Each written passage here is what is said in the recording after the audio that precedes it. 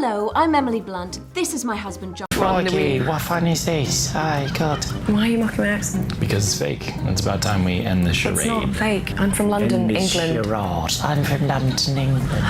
Emily Blunt and John Krasinski have already proven they're one of Hollywood's favorite couples. But all it takes is one look between them for the interview to spiral completely out of control. That's why Emily Blunt and John Krasinski can't stop making each other laugh. Emily, what did you learn from playing Mary Poppins? Goodness. Well, I can fly. What I learned. So there's that. John, this is just... Sorry, you weren't in Mary Poppins. What I learned is. Nope. No. And that's not how I do it, like shakily. That's weird. Well. It's like a glide, you know. I know, but if it was real, because of the wind, it's a little bit of. And during Jimmy Kimmel's acting class, Emily and John delivered some of the funniest takes of the night. Breathe them. You're not married anymore. John.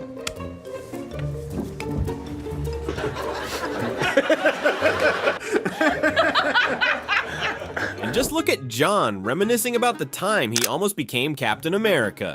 You were nearly in this world, weren't you, the Marvel world? Wow, make me feel great. He's like, look at this poster. John, you almost hit that. But you were in the costume and everything. I mean, you got pretty close. Yeah, I got to the suit. It was a pretty big day for me. I was nerding out completely. And I gotta say, for a split second there, I was feeling really good about myself. And I was actually putting the suit on, and I was like, oh my God, this is so amazing. And through the hallway came Chris Hemsworth dressed as Thor. And he's like, you all right, mate? And I went, no, I'm not.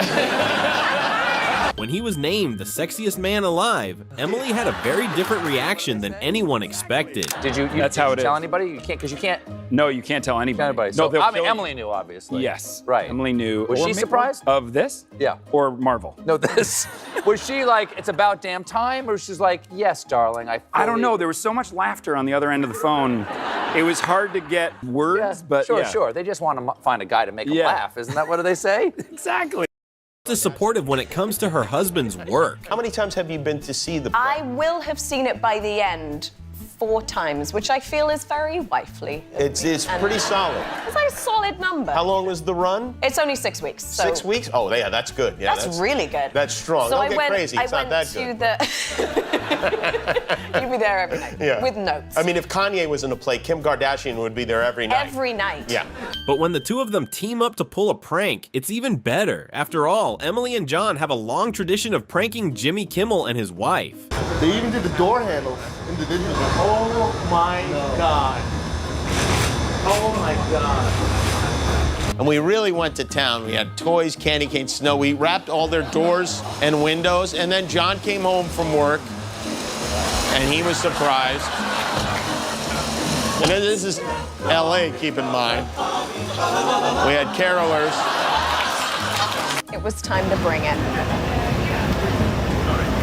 Oh no! Again?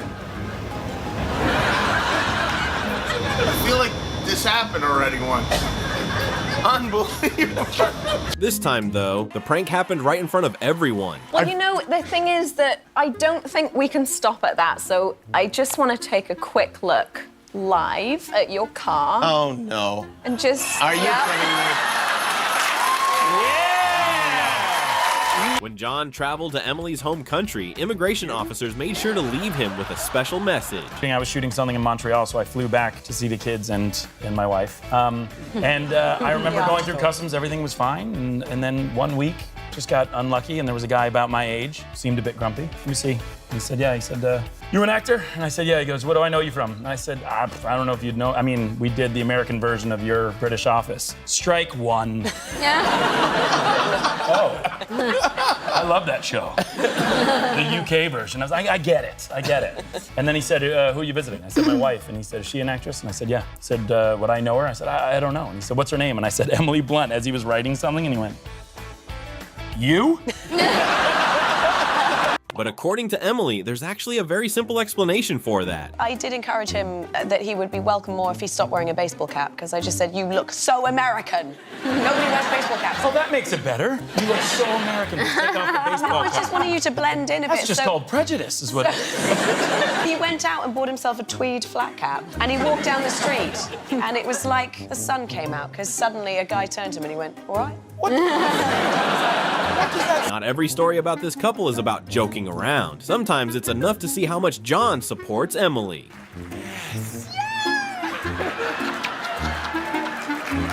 He's presenting next, so. Sorry, I ruined that. What's funny is that when the roles are reversed, Emily doesn't handle it quite as well. Sappy, but it's true. I think it's the greatest collaboration I've ever had in my career. I've never seen her work, and when you are actually in the room and she does what she does, honestly, it changes the air in the room. Everyone is just completely and totally stunned by what she does. See how I learned really young.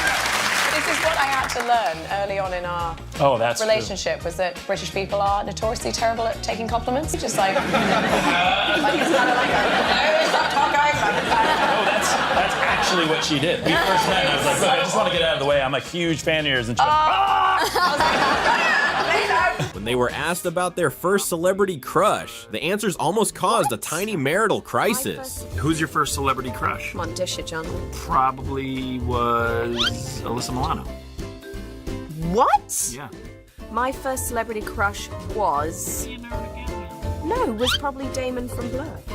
Damon, I love you. We should talk after this. Not many people know that one of Emily's biggest movies also happens to be John's favorite film. There's a sort of montage sequence where Annie Hathaway's got numerous fabulous outfits that they go through. And John, one day I came home and he was watching it. And he was watching the montage bit and he goes, and that's my favorite outfit. Well, I couldn't get Annie, and so I was like, oh.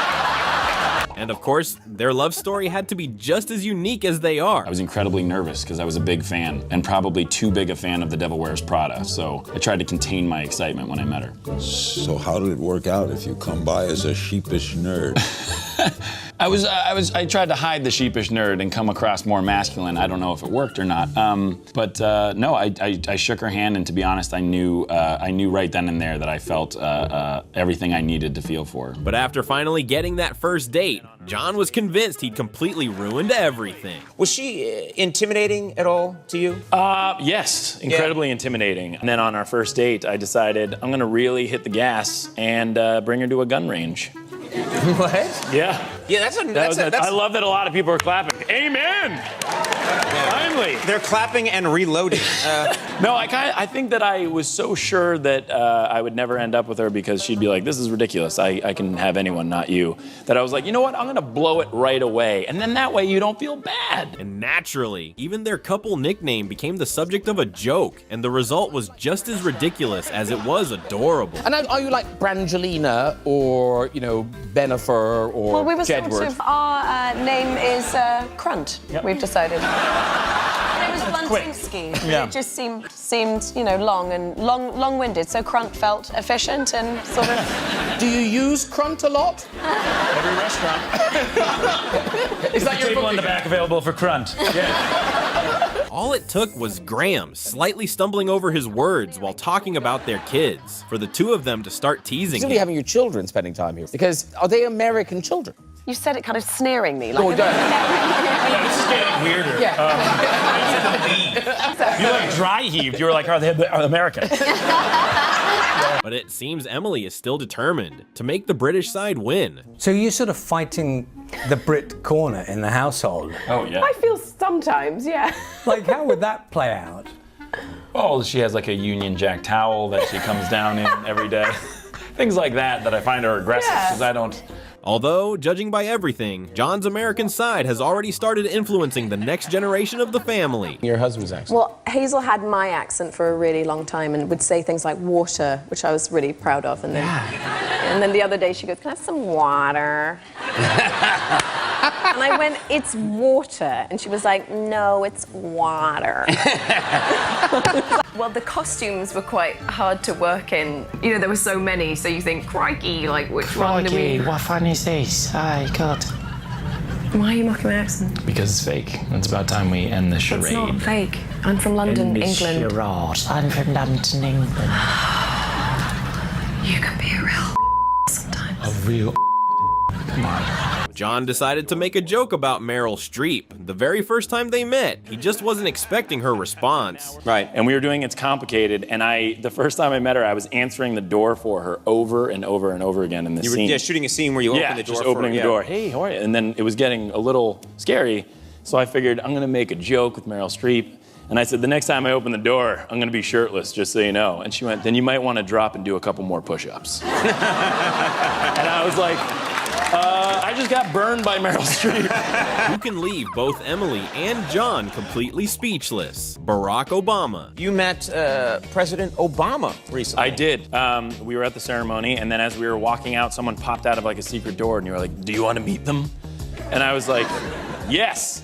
Didn't know who I was going to meet, maybe to my death. And my wife went first, and she was so nervous to meet him that he said, oh, hey, how you doing? Oh my gosh, I really love what you do. God, I love all your movies. And she went, oh my God, I so appreciate that. I so appreciate that. And I was like, yeah. And I said, Emily, and she was like, wait. John tried to surprise Emily with a romantic gesture, but somehow ended up becoming the main target of the joke himself. 6 years to learn how to cook for myself. I would be less shocked if you told me you had a boyfriend than you told me you were cooking. It's pretty sad that that's what impresses her. That just goes to show you how unimpressive I am at home. That I was like, I'm gonna cook you a meal, and she was like, oh my God! Wow. Yeah, so that was my Mother's Day gift to her, and the first, because she's from England, they do a lot of roasts over there. So I said, I'm gonna do a roast, and it was really sweet because my wife said, what are you gonna cook? And I said, a roast, and I saw her go, oh. And I said, why, what's wrong? And she goes, it's really difficult, you should choose something else. And I made one mean roast. Oh, you did? Oh, yeah. What did you roast? Just a chicken. Oh, a chick? Oh, that is... John proved that not even a moment between Emily and Robert Downey Jr. would go by without him making a joke.